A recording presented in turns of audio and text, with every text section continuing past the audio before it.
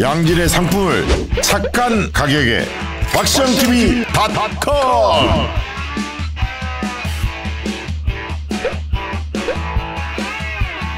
다양한 상품들, 식품, 건강, 생활, 쇼핑이 후원이다. 박시영TV.com.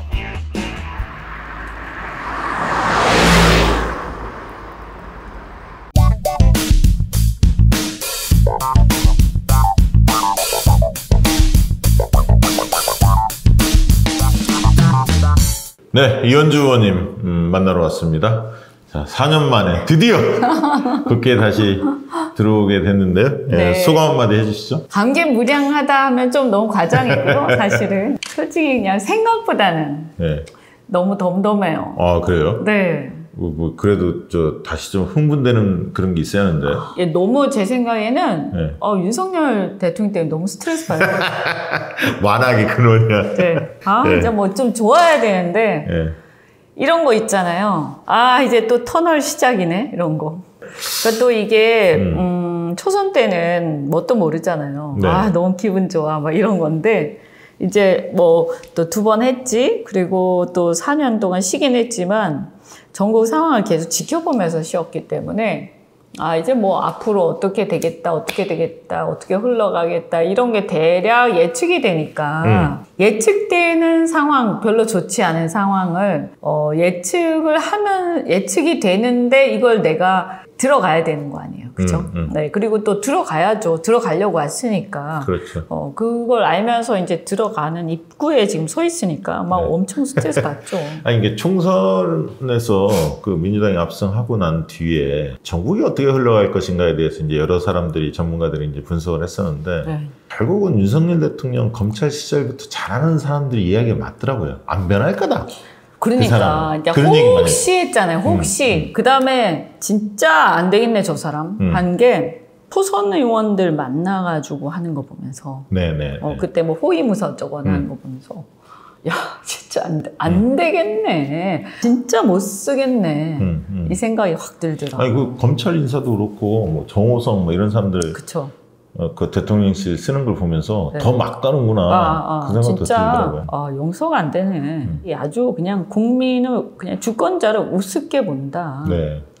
근데 어떻게 저런 사람이 대선 때를 그렇게 지나갔지? 언론이 뭐 그런 거는 이제 전혀 안 썼으니까 다들 끝이 보입니까? 정권의 끝이? 저는 뭐 시기까지 예감은 못 하겠고요. 저는 사실 회복 불능이다 이렇게 봅니다. 문제는 이제 이게 뭔가 어떤 트리거가 있어야죠. 네, 그게 있어야 되잖아요. 네, 네. 네, 이제 그게 문제죠. 네. 이제 그게 없으면 너무 이제 국민들이 불쌍한 거죠. 이거 아마 여당도 참 고민일 거예요. 원래 이런 거는 여당발에서 나올 때 있잖아요. 원래 그렇잖아요. 한동훈과 윤석열의 관계 이제 당대표 선거 앞두고 어떻게 될 건지. 그러니까 이제 한동훈이라는 사람이 너무 근데 보면 줏대가 없잖아요. 원래 이럴 때는 여당발 뭐가 있어야 되고 그 다음에 또 하나가 검찰 내부 균열, 검찰 내부나 뭐 경찰이나 이 어떤 권력기관 내부 균열, 그 다음에 언론 내부 균열, 조중동. 지금 이제 검찰 내부나 권력기관 내부 균열 막기 위해서 이제 민정수석을 갈고 막 난리를 친 거 아닙니까? 인사를 네. 하고. 이제 누군가가 그 안에 과거에 윤석열 같은 누군가가 하나 있어야 되는 거죠. 그리고 여당발 균열에는 이제 과거 그 김무성 같은 누군가가 그렇죠. 있어야 되는 있어야죠. 거고요. 네. 이거는 근데 저는 좀 작업 좀 해야 되는 거 아닌가? 그 이현주 의원님 역할이 또 있는 거 아니에요? 저 혼자 할 수 있는 건 아니고요. 그러니까 그래도 그쪽 생리를 조금은 아니까. 네, 저 혼자 할 수 있는 건 아니고. 최근 그 관심 가지고 있는 이슈는 뭡니까? 그 거부권 남발을 막 하고 있는데 거부권 남발을 계속하는 부분에 대해서 저는 좀 유심히 봐야 된다. 이 거부권 남발을 계속하면서 발언이 위험수위를 막 오가고 있지 않습니까? 네네. 근데 우리가 거부권 왜 이렇게 많이 해? 왜 이렇게 무시하는 거야? 입법부를? 뭐 이렇게 생각을 막 하는데요. 그냥 많이 하는 게 문제다 이런 게 아니라 제가 볼 때는 만약에 22대 들어서 저는 뭐 올해 정도 지나고 나면 거부권이 뭐 한 20회 넘지 않을까 싶어요. 그럴 것 같은데요? 네, 지금 벌써 열 몇 개 뭐 이렇게 14개 했잖아요. 예, 예. 그러면 14회 했으니까 올해 만약에 22회 들어가지고 한 10회 정도 해버린다. 그러면서 뭐 몇 마디 뭐 또 할 테니까 말을 갖다가. 그러면 저는 이 거부권 행사 이렇게 하는 것만 가지고도 저는 문제가 좀 있을 것 같은데. 그러니까 이제 탄핵 사유 중에 하나다 이렇게 네. 주장하는 분들도 계시잖아요. 네. 특히 저는 이제 그렇게 본인이나 주변 가족들과 관련된 사안의 거부권 경우에는 더더욱 그렇다. 이런. 그렇죠. 네. 저는 그렇게 봐요. 그래서 자기가 범죄 혐의를 받거나 자기 부인이 범죄 혐의를 받는데 그걸 거부권 행사한다. 나를 수사하면 안 돼. 내 아내를 수사하면 안 돼. 이 거부권 행사한다. 이거는 뭐 헌법이 이제 굳이 명시 안 해서 그렇지. 그렇죠. 거부권 행사하면 안 되는 거죠. 그렇죠. 그거는. 그렇죠. 그래서 이것도 저는 헌법 위반이라고 보고요. 그 다음에 또 그게 아니더라도 이번에 보면 전세 사기 특별법 네, 이런 네, 거부권 네. 행사 막 했잖아요. 네. 그리고 뭐라고 하냐면 국민의힘 의원들 의석수 모자라지 내가 거부권으로 막아줄게 뭐 이러고 있잖아요. 가만히 생각해보니까 이 부하가 치밀더라고요. 그렇죠. 아니 네. 듣는 국민이 부하가 치밀지 않을까. 분명히 국민들이 의석을 갖다 국민의힘을 108석을 했는데 자기가 거부권 행사해가지고 150석을 만들겠다는 거 아닙니까? 이제 상시적으로 국회가 200석을 의결 정족수를 만들겠다 이거잖아요. 그렇죠. 그러면 이게 비상대권을 상시적으로 쓰겠다는 거잖아요. 저는 약간 쿠데타, 국민에 대한 쿠데타로 보이거든요. 그런데다가 이 내용을 보면 무슨 장관들이 요만한 이의만 있어도 건의를 계속 하겠다는 거잖아요. 얼마든지 국회하고 협상할 수 있는 거고 얼마든지 이 정도는 국회가 그냥 일방적으로 할 수 있는 내용들인데도 불구하고 장관이 멋대로 할 수 있는 상황이 지금 돼 있는 거잖아요. 그러면 이런 거를 윤석열 대통령이 이런 식으로 하면 우리나라는 한마디로 국회의 의결 정족수가 200석인 나라가 되는 거거든요. 상시적으로. 그렇죠. 이런 나라가 있나? 그죠? 그러니까 뭐 입법권도 무시하고 국민을 철저하게 뭐 사실 우습게 하는 국민의 뜻을 그런 철콘통씨 같은 느낌이 들어요. 이번에 총선에서 국민이 야당을 192석을 뽑았는데 그럼 선거는 왜 해? 선거를 왜 하냐고. 그렇지, 그러면 선거를 왜 해요? 정권 심판을 왜 하냐고요. 그렇지. 그러니까 이거 주권자에 대한 도전 아니야 이거? 맞아, 주권자에 대한 도전이에요. 국민 여러분 나를 심판한다고 웃기지만 내가 보란 듯이 거부권 행사할게.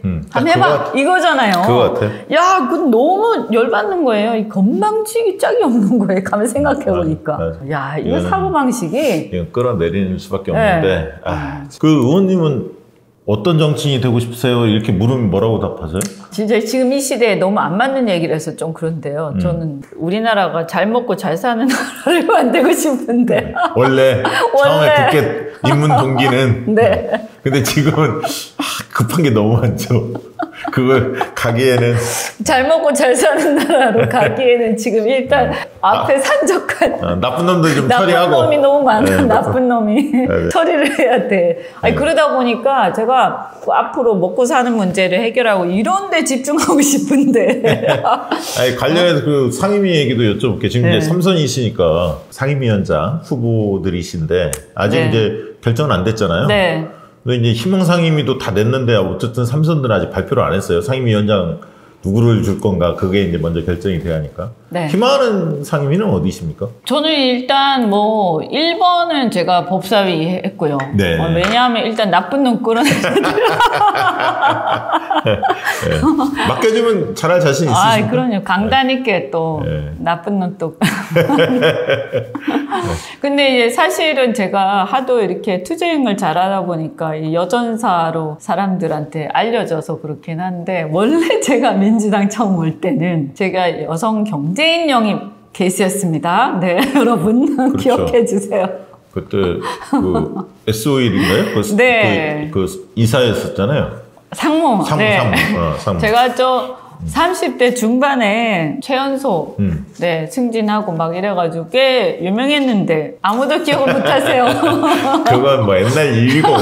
그러면 이제 산업 쪽에 좀 관심이 있으시겠군요. 아, 그럼요. 제가 저기 법도 통상법, 국제거래법, 경제법, 경제안보법 이런 쪽으로 계속 하고 석사, 박사 이쪽 공부도 네, 박사 아직 너무 못 썼습니다. 참고로 그렇긴 한데 하여튼 그래도 그쪽으로 계속 했고 이제 회사 기업에 있을 때도 자동차 회사 제가 르노 그룹에 있었잖아요. 그래서 자동차 회사 르노 삼성 자동차 또 S-오일의 또 에너지 또 에너지 하면서 제가 태양광 회사 네, 인수하는 작업도 하고 막 그랬었거든요. 그래서 에너지 쪽도 전문성이 있고 이래서 산업 쪽에 전문성이 남달리 있습니다. 네, 이제 산자위 간사도 그래서 했었어요. 재선할 때. 산자위가 그 지금 당면한 문제뿐만 아니라 신성장 동력 그리고 뭐 기후 문제라든가 에너지 전환 중요하죠. 이런 거 다 다루는 거죠. 그럼요. 에너지도 여러 분야에 대해서 저 기업에 있을 때도 그렇고 산자위 간사하면서도 그렇고. 아, 산자위 간사를 해보셨군요. 네, 재선 때 했었고요. 예. 경제 안보에서 보면 그 분야에서 산업 전략 면에서 요즘에 이제 전쟁하고 또 패권 전쟁 중요하니까 거기서 에너지 전략이 되게 중요하거든요. 네네. 아마 민주당 안에서 제가 잘난 척 좀 하자면 네. 민주당 안에서는 이 산업 전략이나 이 강대국 간의 패권 경쟁, 경제 안보 면에서는 그래도 제가 제일 전문성이 있지 않을까 생각합니다. 이제 이거 원내대표가 이제 두루두루 의견을 수렴해서 결정하는 건데 여야 협상이 7일 날 이루어질지도 일단 첫 번째 변수죠. 그렇죠. 11대 7 양보를 안 하면 18대 0으로 가져가겠다. 18대 0으로. 그건 뭐 그럴 수밖에 없잖아요. 근데 국민의힘 그래야죠. 만약에 11대 7로 하면 국민의힘 쪽에서 산자위 막 욕심내고 그러지 않을까요? 어떨 것 같으세요? 그렇게까지 할 여유가 있을까요? 아, 자기들 나름의 더 급한 게 있어서? 네, 뭐 일단은 뭐 국방위 이런 게 더 국방위 같은 거 하려고 하겠네, 국민의힘은. 네. 뭐 자기들 7개밖에 못 갖고 가는데. 그렇죠, 네. 그렇죠. 국토위 이런 데 노릴 수도 있겠다. 그렇죠. 거기 워낙 뭐 이해관계. 네. 그리고 아마 행안이나 이런 거 있잖아요. 경찰 쪽. 그런 거 많이 생각하겠네. 행안이 우리 주면 우린 좋죠. 그렇죠. 우린 땡큐지, 우린 진짜. 좋지 뭐. 근데 일단 우리 입장에서는 법사위, 운영이 그다음에 과방위. 과방위. 요게 일단 제일 중요하니까. 그렇죠. 그 세 개는 해야죠. 네. 운영이야 뭐 박찬대 의원은 뭐 당연직이니까 될 것 네, 같고. 이건 원내대표가 하는 거고요. 과방위도 과방위도 우리가 갖고 와야죠. 네, 3선 이상에 네. 있죠. 과방위 잘할 분들이 좀 있을 것 같은데. 3선 이상은 딱히 없긴 한데요. 뭐 과방위도 시켜주면 하고요. 열심히 싸우겠습니다. 언론개혁 중요하니까. 네. 근데 일단은 어쨌든 전문 분야는 이제 개인적으로는 사실은 이제 제 관심사는 이렇고 여기 이제 왜냐하면 저는 또 지역적으로 이게 용인이니까 용인 반도체 벨트가 있잖아요. 맞아, 용인. 네. 그리고 용인하고 또 화성하고 평택 이쪽이 다 산업단지에 몰려 우리 있잖아요. 경기도 이쪽이 반도체, 여기 이제 반도체 클러스터. 벨트가 있어가지고 여기 이제 삼성전자, SK 하이닉스 또 소부장 기업들, 협력업체들 우리 여기에 출퇴근하시는 분들 상당수가 이쪽 그 관련 분야들이에요. 그게 실은 이제 이쪽에 지원이 어마어마한데 지난 총선 때 이 윤석열 대통령하고 국힘 이 후보들이 네네. 엄청나게 또 뿌려댔거든요. 생생내고. 그러니까 사실 그런 면에서 우리가 이제 대선과 이 선거를 앞두고 이 위원장 역할도 또 되게 중요해요. 그렇죠. 네, 상임위원장이 그렇죠. 역할 중요해요. 그래서 이쪽 기업의 또 자금줄이라고 하면 우리가 좀 그렇지만 어쨌든 위원장이 이쪽 기업들을 조금 관할할 필요도 있어요. 그런 면에서도 만약에 이제 제가 법사위에서 싸우는 역할을 다른 분이 또 만약 하게 되시면 저는 이제 그러면 이런 역할 좀 하겠다 이런 생각하고 있죠. 요즘에 이제 당원들의 목소리가 굉장히 그 뭐랄까요? 그 적극적입니다. 네. 뭐 체감하셨겠지만 그 몇 년 전하고 많이 다르잖아요. 네. 민주당 이렇게 보시면. 그 특히 이제 국회의장 선거 이후로 더 그런 것들이 뜨겁게 분출이 되는데 어떠세요? 이렇게 중진 의원으로서 보시면 당원들의 이렇게 그 적극적인 목소리에 대해서 느낌이 좀 남다르실 것 같은데 어떻게 느끼시는 그러니까 뭐 원래도 민주당 당원들의 특징이 워낙 네. 적극적이시잖아요. 그런데 또 그 사이에 더 적극적이에요.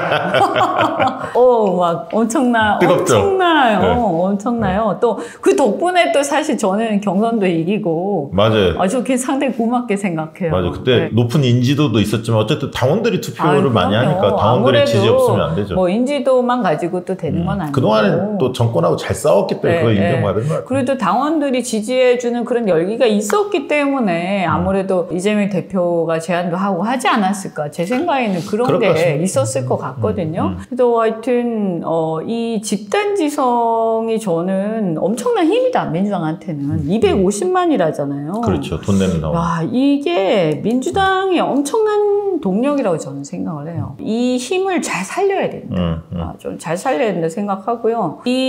지금 우리가 이 법사위나 이런 걸 갖고 와야 된다라고 주장하는 근거도 저는 맞닿아 있다고 보거든요. 그러니까 지금은요, 당원들뿐만이 아니라 우리가 국민들에 대해서도 옛날처럼 적당히 할 수가 없는 게 옛날에는 이런 게 있잖아요. 가신정치라고 해야 되나?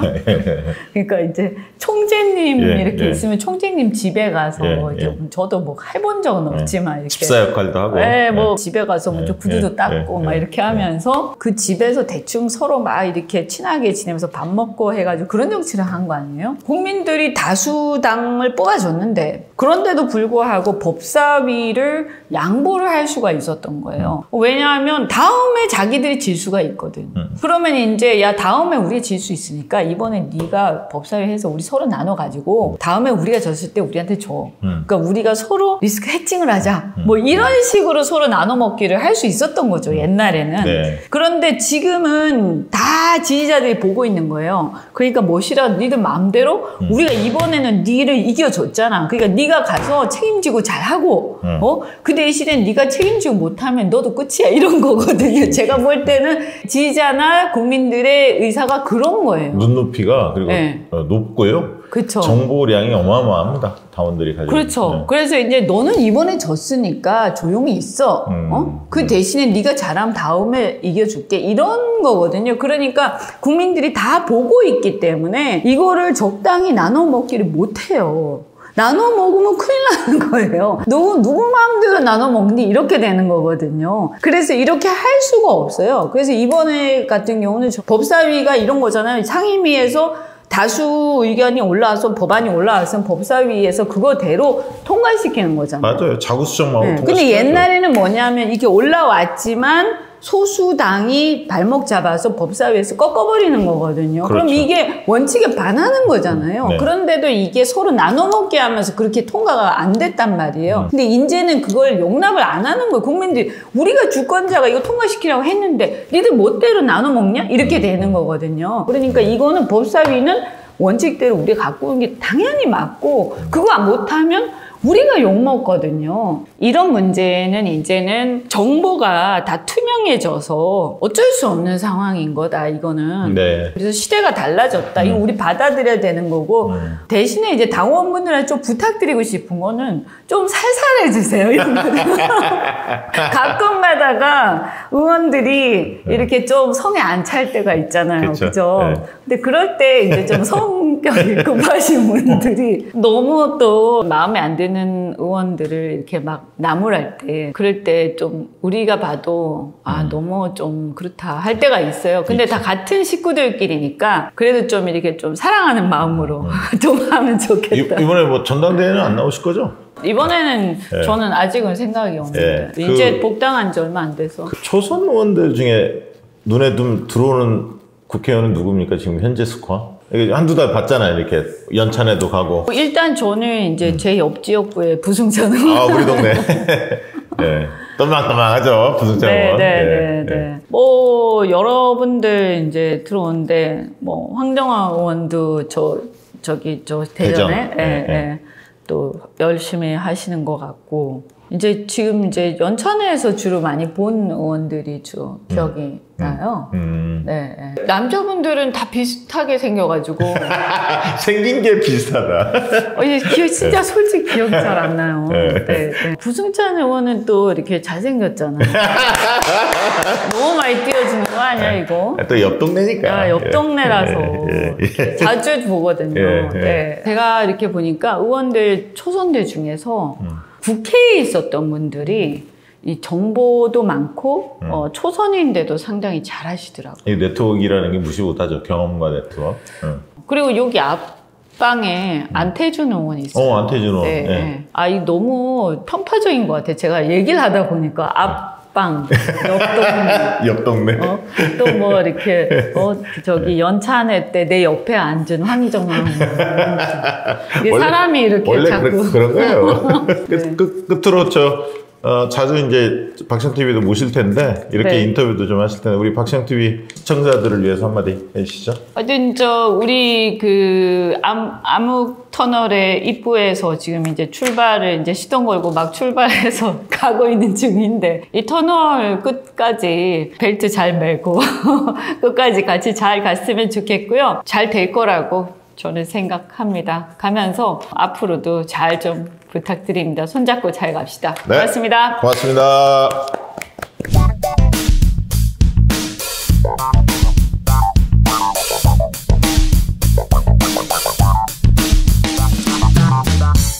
네, 박시영TV 원년 멤버죠. 예, 문정보 의원 만나러 왔습니다. 안녕하십니까. 박시영의 오랜 친구, 박시영의 누나, 문정복 인사드립니다. 반갑습니다. 반갑습니다. 잘 지내셨죠? 네. 잘 지냈어요. 열심히 지냈고요. 선거 끝나고 나서 바쁘게 지냈습니다. 득표율이 굉장히 높았죠? 저 깜짝 놀랐잖아요. 예. 저 출구조사하는데 60%가 넘는 거예요. 이거 현실이냐? 이거 현실이냐? 막 이랬는데 그날 당일날은 좋더라고요. 엄청 기분이 좋더라고요. 근데 그 다음날부터 걱정이 되는 거야. 상대방하고 32,600표? 뭐 이렇게 차이가 난 거예요. 20% 이상 차이가 난 거예요. 이 많은 분들을 어떻게 만족시켜야 되나? 걱정이 막 덜어 앞서가지고 어깨가 무겁다는 말이 딱 실감이 되더라고요. 모르는 분들도 계실 텐데 문정보 의원 또 박시영TV를 오랫동안 봐왔던 분들은 잘 아실 거고 최근에 이제 박시영TV 구독하신 분들은 문정보 의원님을 잘 모르는 분들도 계실 것 같은데 저를 모르는 분이 계시다고요? 간첩이야? 간첩이야. 박시영TV 시작할 때 내가 했잖아. 맞아요. 의원님 한마디로 어떤 정치인이라고 말씀하실 수 있을까요? 넉넉한 정치인, 품이 넓은 정치인, 모든 사람을 다 포용하는 정치인, 문정복으로 말하면 딱 그렇게 귀결될 수 있을 것 같습니다. 그래도 국민의힘이나 이쪽에서는 문정보 의원하고 엄청 싫어해. 싸움다우로 알려져 있을 것 같은데요. 엄청 싫어해요. 국민의힘에서는 제가 사안마다 앞장서서 투쟁했기 때문에 약간 쌈딱 이미지? 저한테요, 우리 동네에서 뺑덕어멈이래, 국민의힘 지지자들이. 그러면서 야, 너 뺑덕어멈이래 이러는 거예요. 저는 그 소리가 싫지 않았어요. 왜냐면 야, 저쪽에서 저렇게 싫어하는 거 보면 우리 진영에서 내가 정말 잘하는 거구나. 나는 기억이 많이 남으면 운영이 대통령실 상대로 하는 운영이 막 이럴 때 의원님이 막 앞장서 막 싸우고 제가 문재인 대통령 비서실 출신이잖아요. 그런데 이름만 대면 알만한 4선 5선급 의원들이 그분 이제 그 의원직에서 잘랐어요. 그 50억 클럽 그것 때문에 누군지 아시죠? 틈만 나면 운영에서 대통령님을 헐뜯는 거예요. 근데 또 제가 한 성질 하지 않습니까? 막 운영에서 정말 개 박살을 낸 거야. 앞에 있는데 쫙 펴놓고 얘기만 해봐. 박살을 내버릴 거야. 막 이러니까 눈치 보고 안 하시고 실제로 쌈딱은 쌍특검 87일간 농성할 때 제가 철험의 소속이었잖아요. 그렇죠. 철험의 소속에 그 8명 8인방이 있어요. 누구는 뭡니까 8명? 김용민, 문정보, 장경태, 강민정, 민영배, 황운하, 김승원, 한 사람 누구냐? 최강욱 뺐어? 최강욱. 큰일 날 뻔했다. 큰일 날 뻔했다. 거기 잘 삐져. 그런 거 빼면. 오늘 오면서 통화했는데. 하여튼간 이 사람들이 24시간, 87일간 24시간 풀로 한다는 거 쉽지 않거든요. 정말 최선을 다해서 한 거예요. 그래서 쌍특검을 어찌됐든 패스트트랙에 태운 거잖아요. 그런 쌈딱. 그러니까 현안이 있을 때 물러서지 않는 쌈딱. 이런 거 저 쌈딱이라는 이미지 별로 싫어하지 않아요. 제가 옛날에 시흥에 초선 되기 전에 갔을 때 시흥 지역위원회 가보면 상무위원들 뭐 예를 들면 청년들 막 해갖고 바글바글해. 갖고 무슨 뭐 체육대회도 하고 막 이런 행사들을 하면 당원들이 굉장히 많이 참여하잖아요. 저 그게 굉장히 인상적이었거든요. 시흥 갑으로 말하면 돌아가신 재정구 의원님부터 시작된 그 당의 정통성을 쭉 백원 의원님 문정복으로 이어지는 그런 역사를 갖고 있잖아요. 백원 의원이 가졌던 당원에 대한 생각을 제가 이어오는 거예요. 요즘 현재 당원 주권 시대라는 표현을 쓰잖아요. 네네. 그 당원 주권 시대가 시흥 갑에서는 자리 잡고 있었다. 모든 것을 당원이 결정해요. 모든 것을 당원이 결정하고 당원들이 늘 행사를 주도적으로 하고 우리는 교육연수도 교육연수위원회에서 직접 해요. 그리고 그분들이 강사 섭외하고 다 그렇게 하거든요. 체육대회 다 당원들이 해요. 그래서 저는 가서 숟가락만 딱 얹는 거예요. 근데 그런 것들이 당원들이 참여하는 전통이 오래도록 시흥갑에서는 지속되어 온 거고 지금도 그래요. 시흥갑은 당원 주권 시대 별도로 안 해도 돼요. 원래 그렇게 진행되고 있었으니까요. 아니 이번에 그 국회의장 선거 과정에서 추미애 장관을 적극적으로 돕다가 아무튼 우원식 의원 쪽에 많이 찍혔다면서요? 그런 얘기 하면 의장님한테 찍혀요. 근데 서운하셨겠죠. 서운하셨지만 그 승자가 다 품는 거니까. 근데 이렇게 인사했는데 그냥 이렇게 하시더라고요. 추미애 장관을 도왔던 이유는 뭡니까? 당원들의 마음이 그렇다라고 하는 거는 그럴 만한 이유가 있었다라는 생각이 들어요. 그리고 우리가 이번에 22대 그 총선에서 보여줬던 당원들의 소위 말하는 심판? 이런 것들이 무엇을 의미하는지 깨달았거든요. 늘 얘기하시잖아요. 우원식 의원님이 잘할 거냐, 추미애 의원님이 잘할 거냐 이 문제가 아니라 당원들이 그렇게 원하는 데는 그럴 만한 이유가 있는 거고 그것은 누군가가 이 시대를 반영하고 있는지를 평가해달라는 얘기 아니겠습니까? 그렇죠. 그렇기 때문에 한 거죠. 이재명 대표 캠프에서도 일을 하셨죠. 대선 캠프 때. 제가 그때 기억이 나는데. 잘 아실지 모르겠지만 저는 3번의 대통령 선거를 치러냈고요. 4번의 당대표 선거를 치러냈어요. 의원님들 중에 전국 선거를 이렇게 치러본 사람이 드물어요. 마당발이죠, 한마디로. 오지랖이 넓은 거라고. 오지랖이 넓은 건데 매번 선거 때마다 최선을 다했고요. 특히 이재명 당대표 대선 선거 때는 경선서부터 시작해서 대선 본선까지 정말 전국을 누비면서 열심히 이재명 대통령을 만들기 위해서 최선을 다했죠. 참 안타까웠어요. 그때 여성위원장이었네? 뭐 어떤 걸 맡았죠? 여성본부장 했었죠. 여성본부장?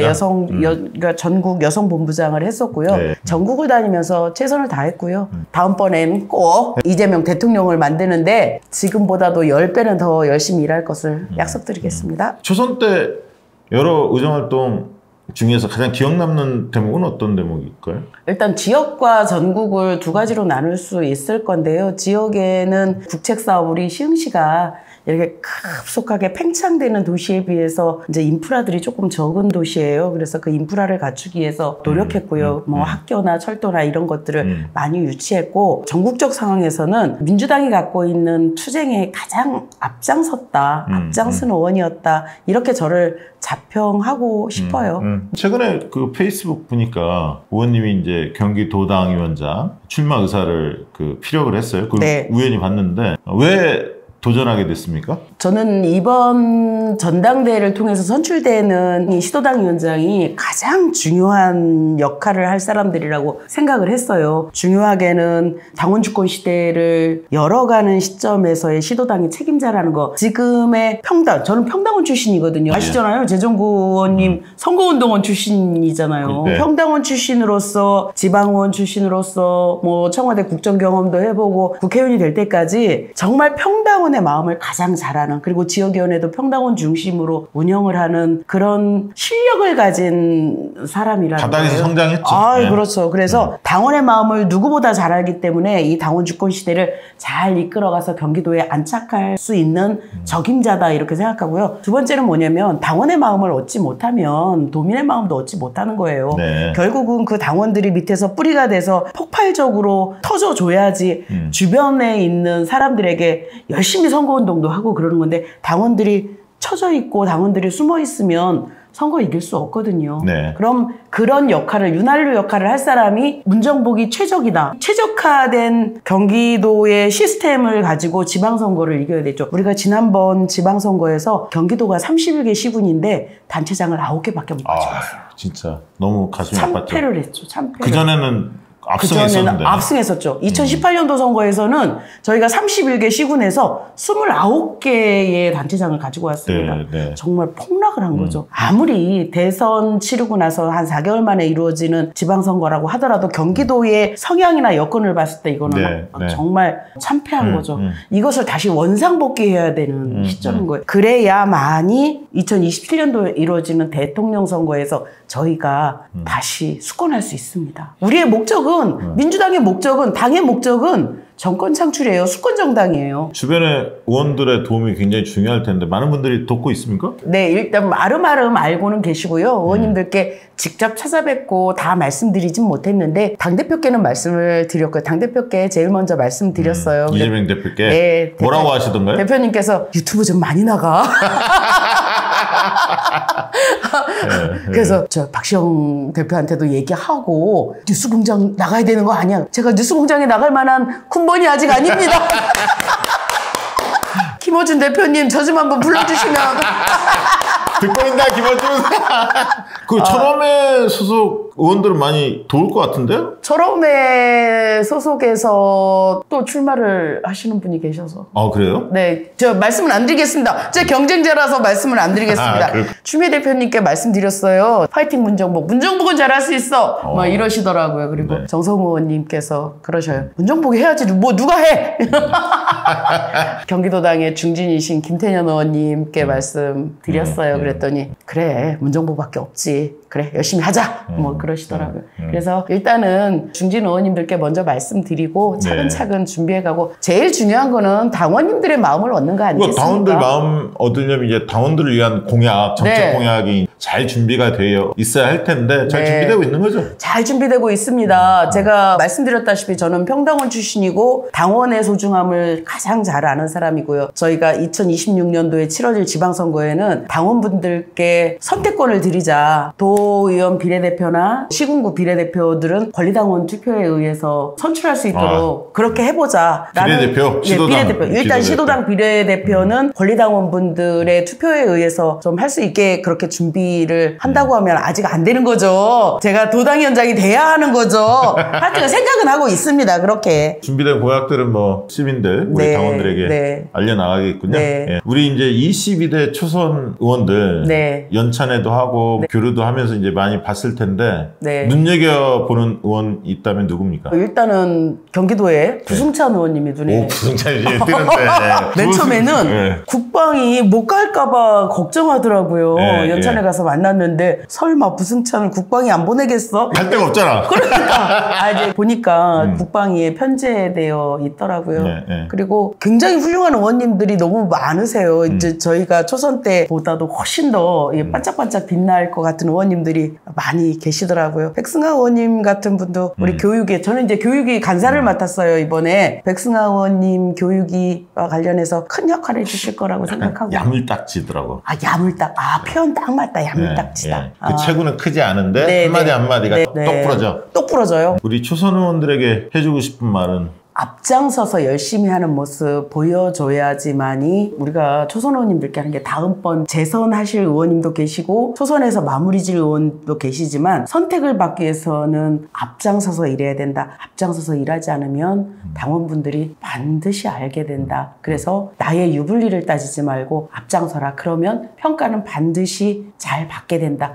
이 말씀을 꼭 드리고 싶어요. 끝으로 우리 지금 요즘에 이제 당원들이 뿔이 많이 나 있잖아요. 네. 굉장히 뜨겁습니다. 열정이. 네. 당원들에게 끝으로 한 말씀. 당원분들의 소중함을 이번처럼 뼈저리게 느낀 적이 없습니다. 그동안은 당원들의 마음을 표를 얻는 데만 썼던 것 같아요. 그런데 실제로 당원분들이 판단하고 결정하시는 일이 옳은 일이라는 것을, 집단지성이라는 게 있잖아요. 네. 여러 분들께서 생각하시고 결정하신 내용이 결국은 옳은 방향이었다라는 것을 이번에 의장님 선출 과정에서 드러난 거거든요. 이제 선출된 의원들이 눈치를 본다 이런 얘기가 아니라 최선을 다해서 당원들과 함께 간다라고 하는 이 시대 정신을 잘 이행할 수 있도록 노력하는 거, 이것만이 민주당을 한 단계 올리는 그런 일일 것이라고 저는 생각하고요. 네. 당원님들의 많은 참여 부탁드리겠습니다. 뭐 저는 뭐 이제 당원들의 바램을 우리 의원님한테 전달한다면, 그 어쨌든 정당 혁신 이렇게 당을 좀 바꾸고 새롭게 하려면 기득권을 좀 내려놔야잖아요, 사실은. 근데 이제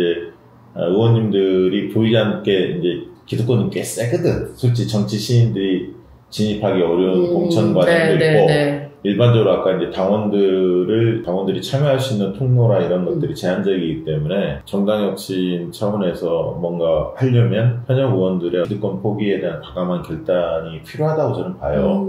그럴 때, 그런 논의가 있을 때 의원들 사이에 신망이 있는 문정부 의원님이 좀 앞장서서, 특히 이제 시흥 각 위원회가 그 평당원들이, 당원들이 굉장히 활성화되어 있으니까 당원들의 그런 바람이 이루어질 수 있도록 현역들이 좀 기득권을 내려놓을 수 있도록 문정부 의원님이 좀 목소리를 좀 내주시기 바랍니다. 한 가지만 더 말씀을 드리면, 저희가 왜 답을 안 해? 그 얘기.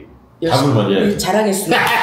잘하겠습니다. 한 가지만 추가해서 말씀드리자면, 이번 전대룰이 아마 8대2 정도로 대의원의 그 비율을 줄이는 걸로 알고 있어요. 저는 당원 비율을 높이고 당원 비율을 그리고 대의원 비율을 낮추고 그래서 지난번 전당대회 때 대의원을 공개 모집을 했어요. 공개 모집을 했더니 정말 당원분들이 그 선출직 대의원이라고 해요. 네네. 당원분들이 정말 추천을 받아갖고 갖고 오시더라고요. 그런데 그런 것들을 수용하는 지역위원회, 수용하는 지역위원장, 이런 게 중요하더라고요. 그런 그 지역위원장 눈치 봐서 내지 못하는 사람도 있고, 실컷 냈는데, 왜냐면 3명 추천받아서 내잖아요.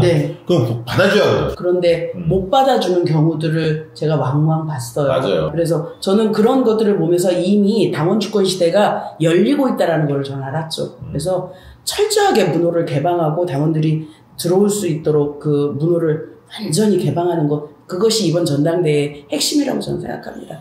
네, 문정부 의원님 열심히 하시리라 믿고, 또 당원들의 그런 요구사항을 누구보다 민주당 의원들 사이에서 그 전달하고 당원들 뜻을 관철하는 데 앞장서리라 믿습니다. 열심히 해주시기 바랍니다. 열심히 하겠습니다.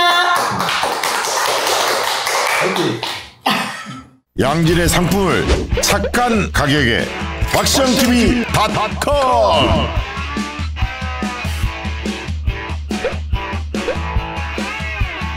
다양한 상품들, 식품, 건강, 생활, 쇼핑이 후원이다. 박시영TV.com.